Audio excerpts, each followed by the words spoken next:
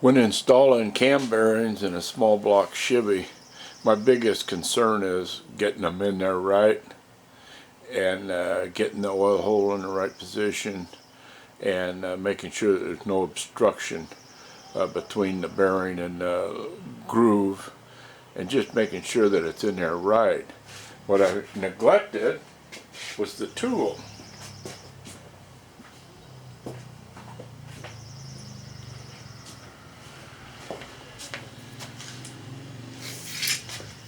This is the tool that I made up,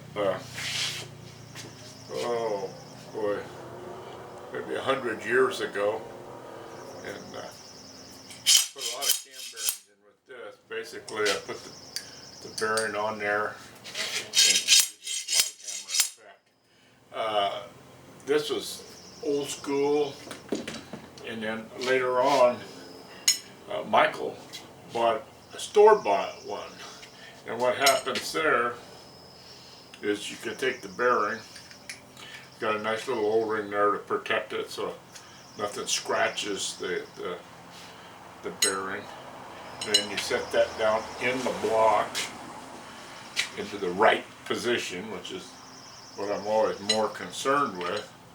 And then this here slides up to index the bar and keep it nice and straight. And then this is the one of very few times that as a mechanic you can actually use a hammer. I use a dead blow, soft dead blow hammer, and then you just, this is up against the block, and then that's going into position to wherever it's going to go.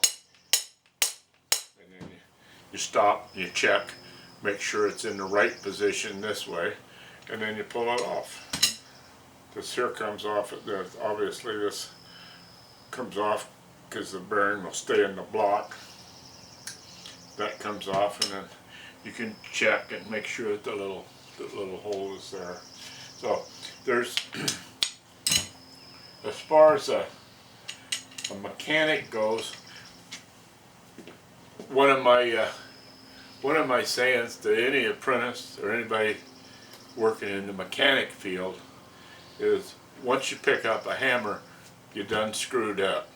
There's very few times when a mechanic needs to use a hammer.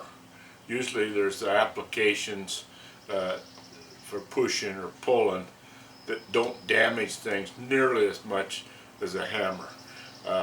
Although I worked 15 years in Ford shop maintenance, and another saying that I had was, when God built a maintenance mechanic, he should have gave him a good strong left hand to hold on to, and then the right hand should have just been a slug of iron.